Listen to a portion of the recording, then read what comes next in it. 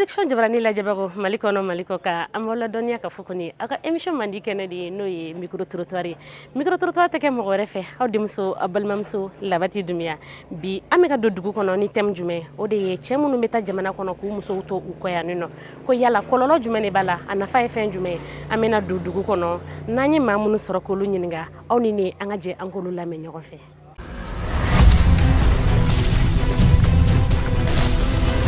akila miwa kololo fuitala kama ala ejie da dobi ayada tunga fetala pasi marakau anga damene marakau bi mbuzo furu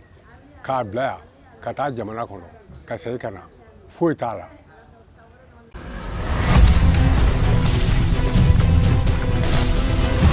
amba damene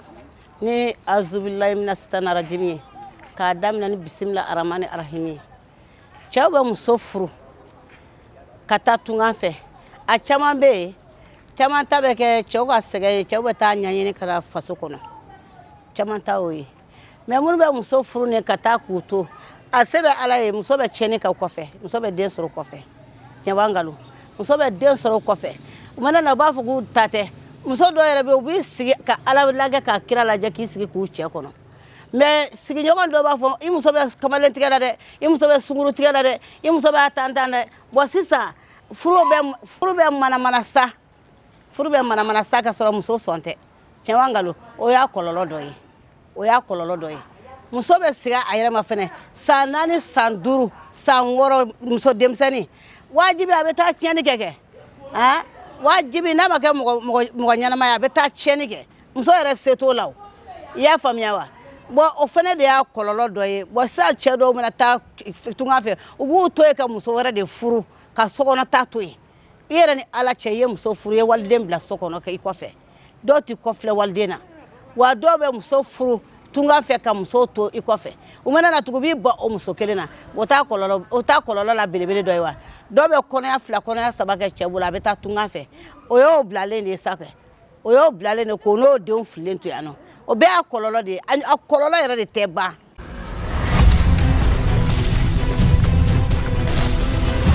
bon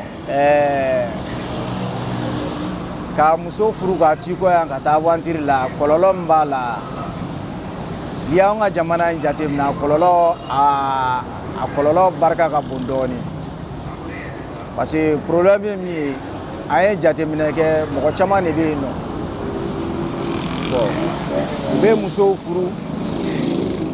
de masa wera bu donta ka di aventure ma do e ba sura le mo bora de muso no fe ya to so nga de muso di u ba di aventure de ma parce que ko lu ko ka ku favoriser do ka furu ke o chugwala bon amare ya furu chamambe histoire ba chamana parce que généralement liya jate na nga jamana en kona ya ka muso furu ka ti ko ya a kuma ka cha sumogo yere te lafia iba soro muso yere do torole no akoko konona na bo a chem fene meta lairu tuku ka dogo ala ya lairu tiki mancha bo nero ko nga avie mi lama nya ibe muso furu ki muso de do lala ko sera ka furu la tiga nyon che oh ala e sigoro be tugama donc ni moyen biye ki muso la déplacer kata no gon molo bi sika muso la ta do aw bege ke yen sigi bagay o kon de ne ga avantage de ga boala ko sebe sinon généralement ma ka exceptionnel uye ube muso furu ku to ko ya kololo bade bala histoire kacha a chama furu sa ere de kacha voilà o kon o ne ga point de vue mais c'est ga mi fo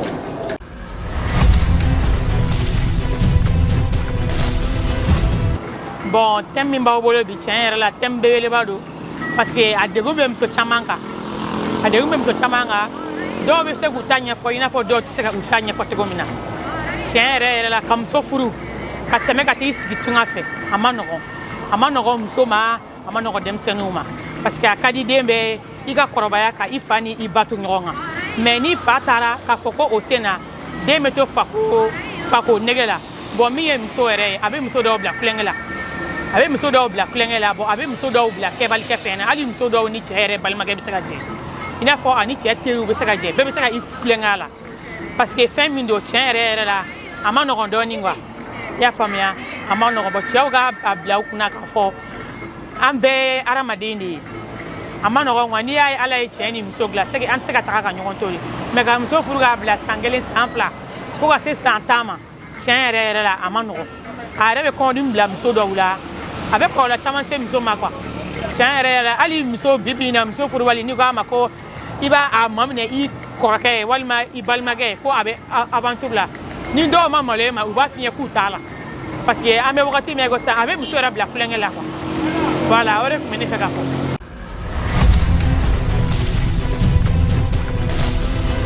An b'an balimaw fo k'u waleɲuman dɔn u ka nin hakilina in na parce que ka d'a kan tunga bilama an bɛɛ kɛlen don ka kanu ka sababu kɛ wariko ye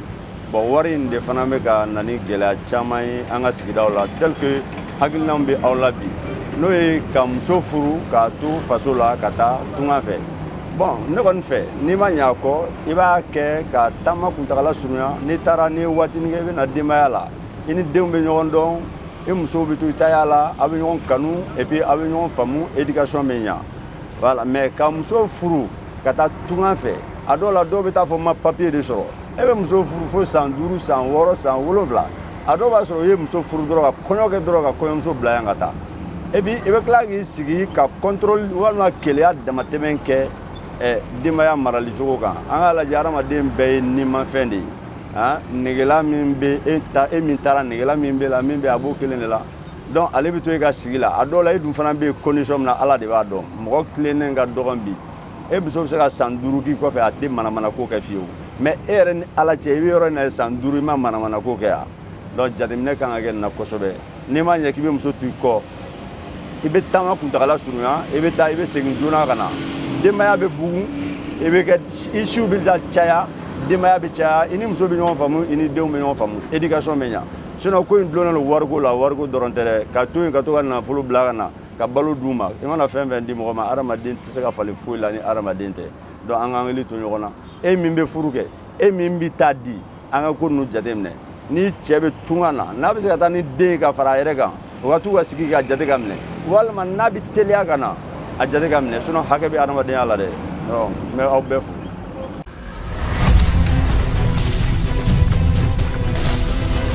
aw ka kuma kun bɛ min kan vraiment cɛ minnu bɛ muso furu ka taa i da tunga la ka ɲinɛ musow kɔ vraiment kɔlɔlɔba de b'a la parce que n b'o fɔ mun na besoin de fana bɛ muso la e mana muso furu ka t'i da jamana wɛrɛ la ɔ i b'a sɔrɔ hali a ka negela ninnu vraiment ka fɛn min y'a ka negelafɛnw ye k'a daminɛ dumuniko la ka taa habillement ninnu ani sabarako ni fɛnw bon vraiment i b'a sɔrɔ olu bɛɛ ko bɛ k'a la bon ni e tɛ yan e tɛ ka se k'o d'a ma bon comment ale bɛ se ka finiw sɔrɔ k'a don a bɛ se k'a ka samaraw sɔrɔ cogo jumɛn a ka besoin a b'o sɔrɔ cogo di a n'a ka dumuniw bon n'a to k'u sɔrɔ ale bɛ obligé vraiment o bɛ sɔrɔ cogo min na a bɛ obligé ka don dajugu dɔ de fɛ n'o ka wuli ka taa kamalentigɛw kɛ a bɛ kow kɛ vraiment min bɛ kɛ sababu ye n'ale bɛ se ka wari sɔrɔ ale bɛ se k'a yɛrɛ satisfait a ka besoin na cogoya min na ɔ o kosɔn i bɛ dɔw ye u bɛ taa kamalentigɛw ni fɛnw na parce que kamalenw bɛ wari min d'u ma u b'o kɛ u balo n'u ka fɛnw ye parce que a sɔrɔ se t'u ye ɔ e mana ɲinɛ a kɔ au moins n'a ma hali bɛ déplacer ka voyager k'i muso to i kɔ ne kɔni ka jate la i k'i hakili to a la n'i bɛ se ka to ka warininw ci a ma ani ka to k'a wele ka hakiliw sigi bon i k'a ka dumunikow fana assurer soit de temps en temps i ka bali ka to ka na hali san kɔnɔ n'i bɛ na ko 2 3 kɛ o ka ɲi i ka to ka congé ɲini i ka permission demander pour que vraiment i bɛ n'i ɲɛ da i muso kan mais ne m'o kɛ ne tora yen e tɛ ka se k'a ka besoin satisfait besoin fana fasugu ka ca dumuniko b'o la komi n'a fɔ i bɛ se k'a ka besoin fana satisfait sokɔnɔna fana la bon n'a tɛ k'o sɔrɔ o negela ninnu de b'a bila a bɛ taa kamalen tigɛ kɔlɔlɔba de b'a la vraiment ni cɛw kɔni sera k'a dabila a ka ɲi sinon o de bɛ ka kɛ sababu ye ka musow bila tiɲɛni na donc ne bɛ kuma bila ɲɔgɔn na n bɛ bɔ kuma la nin yɔrɔ in na quoi.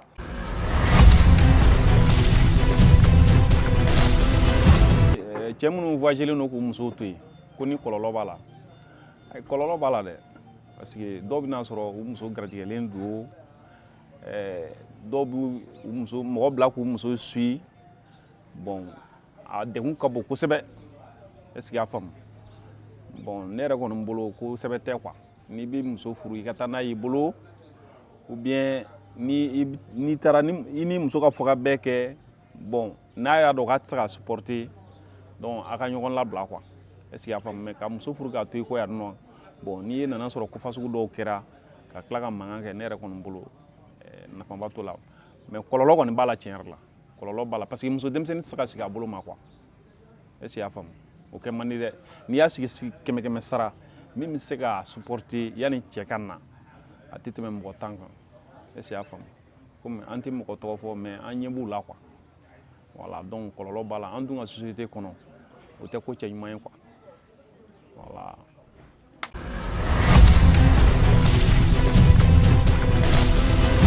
Mifa production kanubagaw aw yɛrɛ bɔra sisan nɔ an ye maa minnu sɔrɔ k'olu ɲininka hakilina in na a y'olu bɛɛ lajɛlen ta faamuya aw yɛrɛ ka hakilina ye jumɛn ye a y'olu bila commentaire la nka a kana ɲina fɛnɛ ka abonné an ka chaîne Mande la n'o ye Mifa production sur YouTube ani fana ka partager ani j'aime baden an b'a fɔ o la ko a k'an bɛn diɲɛ waati wɛrɛ